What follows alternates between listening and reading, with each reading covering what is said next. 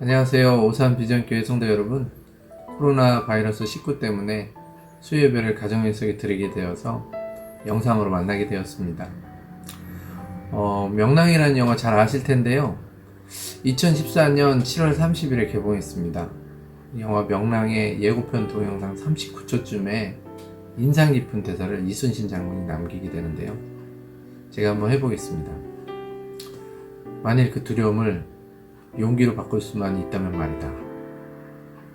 이순신 장군은요, 당시 12척밖에 남지 않은 상황, 그리고 앞에 전쟁에서 패했기 때문에 다들 두려워하고 이미 승산 없는 싸움이라고 믿고 있는 이 상황에서 이렇게 혼잣말 하면서 전쟁에 참여하게 되죠. 물론 극적인 요소를 살리기 위해서 작가의 의도가 들어있는 것입니다. 그렇지만 이 영화는 우리가 살고 있는 환경의 위기나 어려움보다도 두려움이라는 그 심리적 상태를 우리가 경계해야 한다는 그것을 간접적으로 우리에게 잘 말해주고 있는 것이죠. 요사이 코로나19 바이러스로 인해서 많은 분들이 걱정을 넘어 두려워하고 있는 것 같습니다. 3월 4일 0시 기준으로 보니까요, 확진자가 5,328명, 그리고 검사 진행이 28,414명, 사망자가 32명이라고 합니다. 그런데 이미 알고 계신 분들도 계실 텐데요. 우리나라 연간 교통사고 사망자가 대략 6,000명가량 된다고 합니다. 우리 주변에 이미 많은 사망자가 발생하는 일들이 많이 있었지만 사실 이번 이 코로나 바이러스는 눈에는 보이지 않고 잠복기도 있고 또 별 다르지 않은 일상을 살아가는데 걸리게 되고 나만 걸리게 되는 것이 아니라 내 주변에도 원하지 않게 그 고통을 전달하게 되니까 더 두려워지는 것 같습니다. 우스갯소리로 뭉쳐도 걸리고 안 뭉쳐도 걸린다는 이야기가 생길 정도죠. 코로나 바이러스 19, 교통사고, 사실 이런 것들을 생각하면 이렇게 불안한 세상에 우리가 어찌 살겠나 그런 생각이 듭니다. 우리 인생을 살아가는 데는 이런 위험한 사고만 위험한 것이 아닙니다. 청소년에게는 입시와 왕따 문제가 있고요. 청장년에게는 취업과 결혼, 그리고 출산 및 육아가 문제입니다. 중년에게는 사업, 그리고 지금의 직장이 제대로 될 것인가, 계속 나에게 물질을 가져다 줄 것인가, 그리고 노후 보장이 문제이고요. 노년분들에게는 당뇨와 혈압, 치매 같은 건강 문제로 불안해합니다. 그러니까 오늘을 사는 우리는 여러 가지 풍랑 속에 살아가고 있다고 할 수 있는 것이죠. 가정적인 풍랑, 경제적인 풍랑, 미래를 장담할 수 없는 풍랑, 그리고 이 시대를 맞이하면서 하는 그 모든 풍랑을 어떻게 우리가 극복하고 안전하게 저 건너편에 도달할 수 있는가, 그러려면 우리는 어떻게 해야 되는 것인가, 오늘 본문을 보시면 그 대답을 우리가 들을 수 있습니다. 오늘 본문을 보시면요, 예수님께서 그의 제자들과 함께 갈릴리 바다를 건너게 됩니다. 갈릴리 동편에 가셔서 안식도 취하고 새로운 일도 시작하려고 제자들과 함께 배를 타고 건너가시자고 제안하시죠. 그런데 문제가 생깁니다. 잘 가던 중에 갑자기 광풍이 일어났습니다. 물결이 막 배에 부딪히기 시작했고, 그러니까 배가 요동치기 시작합니다. 배전에 물이 스며들기 시작했고, 심지어 물이 가득하니까 배가 곧 있으면 가라앉을 것 같았습니다. 그런데요, 본문에 보니까 예수님은 주무시고 있었다고 기록합니다. 사실 본문에 나타난 갈릴리 바다의 풍랑, 제자들이 경험했던 이 풍랑은요, 성경에 보니까 큰 광풍이라고 표현하고 있습니다. 헬라어로 이 큰이라는 형용사가 메갈레라는 단어로 사용되어지는데요, 이 단어에서 영어에 메가라는 말이 파생되어서 사용되어졌습니다. 그래서 오늘 이 큰 광풍이라는 것은 메가톤급 광풍이다 라고 얘기할 수 있는 거죠. 그러니까 거대한 풍랑, 내 삶의 근저를 흔들어 버릴 수 있는 풍랑, 그리고 내 삶의 존재를 위협할 수 있는 풍랑, 이 거센 풍랑이 제자들과 예수님이 타고 있던 배에 덮친 것이죠. 그런데요, 그런 상황에 예수님이 주무시고 있었다라고 말씀하고 있습니다. 그래서 그런가 제자들은 굉장히 당황합니다. 사실 날 때부터 갈릴리 바다의 어부로 가업을 이어왔던 사람들도 있었지만 속수무책입니다. 그래서 어떻게 합니까? 예수님을 막 흔들어 깨웁니다. 선생님 일어나셔야죠. 우리가 지금 죽어가고 있습니다. 아니 그런데 어째서 잠만 주무십니까? 일어나서 좀 뭔가를 좀 해주십시오. 제자들이 당황하니까요, 예수님한테 지금 막 지시를 하고 있는 거예요. 예수님 보고 막 뭐 해달라고 명령하기까지 되어버렸습니다. 우리도 그렇지 않습니까? 문제가 풀리지 않으면요, 하나님 어떻게 좀 해주세요. 그렇지 않으면 나 이렇게 할 겁니다. 막 그러면서 예수님한테 막 지시하고 예수님하고 거래하고 막 그럴 때가 많이 있습니다. 자, 그런데 지금 예수님이 잠들어 계신다는 거죠. 제자들은요, 주님께 기도하고 주님께 막 했는데도 주님이 아무런 반응이 보이지 않으니까 그것에 견디지 못해요. 지금 내 상황이 어려워지고 있는데 주님이 몰라주시는 것 같아서 지금 굉장히 더 힘들어하고 있는 것이죠. 우리는 종종 이런 환난과 고난 앞에서 예수님에 대한 침묵, 예수님이 나에 대한 무관심을 가지고 있다. 하늘도 참 무심하다. 하나님은 나에게 관심이 없다. 이렇게 생각을 합니다. 현실이란 거대한 파도 앞에서 제자들의 믿음은 지금 위축되고 있는 거죠. 그런 와중에 주님이 일어나셔서 바람과 바다를 꾸짖으시자 상황이 종료돼 버립니다. 방금 전까지 막 잡아먹을 듯이 불던 그 바람과 파도, 그렇게 해서 불안해졌던 그 마음들이 아주 한순간에 잔잔해지는 거죠.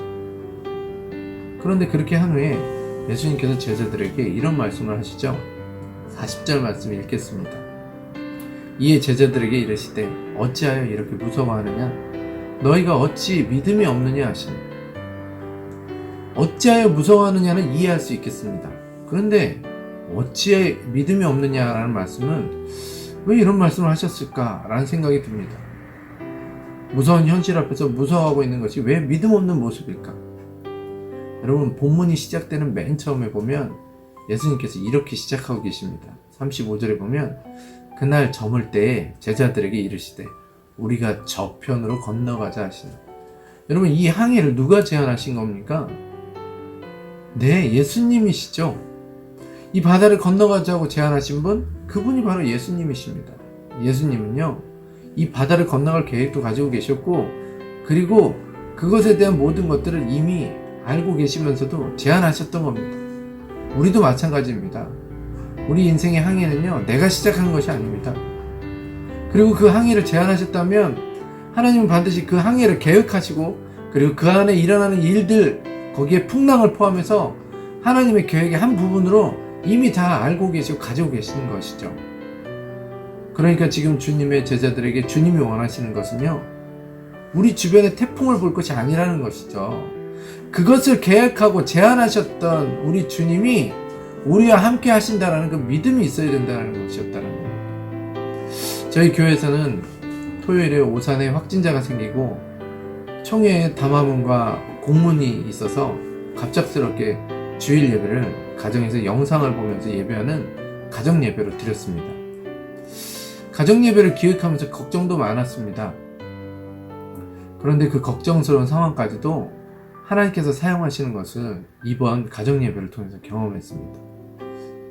사실 저희 집에 안 믿는 처제와 그리고 동서, 그렇게 이제 우리 집에 놀러 와 있는 상태였고요. 장모님은 이제 제가 장가간 후에 나중에 이제 집사님까지 되셨는데, 장모님, 처제, 동서, 이렇게 세 사람이 저희 집에 와서 자면서, 사실 한 번도 예배를 드려본 적이 없는 동서가 이 처음 있는 주일에 교회에서 교회 문을 닫고 가정에서 예배를 드리게 한 것에 예배자로 참여하게 됐던 거죠. 사실 이건 기적적인 일입니다. 그래서 가정 예배를 드리고 기념사진을 찍을 정도로 굉장히 기적적인 일이죠. 그런 것들을 이제 가정 예배에 대한 것들을 이렇게 나누는데요. 근데 한 집사님 가정에서 이런 얘기를 했습니다. 교회 안 나오시던 남편이 교회에서 인터넷 예배 드린다고, 그런 문자 오면 내가 교회를 나간다고. 그런데 비전교회는 절대 그럴 리 없을 거라고 그렇게 얘기를 하셨다는데, 가정 예배 드린다고 문자가 딱 오니까 막상 그런 문자를 받고 나서 깜짝 놀랐다고 합니다. 우리는요, 절망적이라고 하는 그런 것까지도 하나님께서는 크신 계획 가운데 사용하는 것이고, 그것 또한 하나님께서 그 계획 아래 포함시켜 놓았다는 것을 기억하시기 바랍니다. 저는 이번 코로나 바이러스 19를 통해서 여전히 하나님이 일하고 계신다는 것을 믿습니다. 그러므로 우리 오산비전교회 모든 성도님들은 이런 역경이야말로, 이런 풍랑이야말로, 이런 고난이야말로 거룩한 하나님의 말씀을 더 우리가 읽고 들을 수 있는 시간이 되어야 된다는 것이죠. 그럴 때 우리 인생의 배에 함께 하시는 주님의 위로의 말씀을 듣게 될 것이고, 주님의 계획을 알게 될 것이고, 그리고 고난 중에도 주님이 일하고 계심을 보게 될 것이고, 지금 우리와 함께 할 것을 우리는 알게 될 것입니다. 그러면 담대함도 생기게 될 것이고, 그럴 때 주님이 이미 승리하셨던 그 길을 따라 우리도 승리하게 될 줄로 믿습니다. 그러므로 우리가 풍랑의 바다를 만나면 우리가 해야 할 일은 우리와 함께 하시는 주님을 더 찾아야 되는 것입니다. 주님의 음성을 더 들으려고 해야 된다는 것이죠. 그렇게 하면 이 풍랑 이년하여서 더 빨리 간다라는 우리의 고백을 하게 될 줄 믿습니다. 우리 오산비전교회 보는 성도님들, 수요예배를 가정에서 드리지만 이 상황 가운데도 하나님은 우리와 함께 하시고, 우리가 모르는 하나님의 계획이 있다는 것, 그리고 하나님의 능력이 있다는 것을 의지하면서 이 코로나 바이러스 19 사태를 잘 이겨내 나갈 수 있는 우리 오산비전교회 성도님들 되시길 주님의 이름으로 축원합니다. 기도하겠습니다. 하나님, 오늘 우리 가운데 코로나 바이러스 19라는 어려운 광풍이 불고 있습니다. 그런데 우리 안에 계시는, 우리 인생의 배에 계시는 주님을 잃어버리고, 그리고 침묵하시는 그 주님 앞에 우리가 너무 화를 내거나 짜증내고 있지는 않은지 돌아보게 하여 주셔서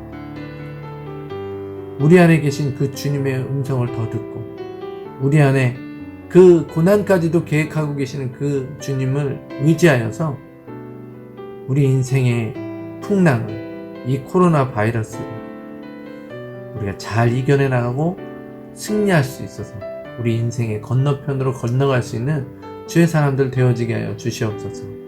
오늘도 살아 역사하시는, 우리 인생을 계획하시는 그 하나님께 모든 것을 맡기며 나아가길 원하오니 우리를 도와주시옵소서. 예수님의 이름으로 기도합니다. 아멘.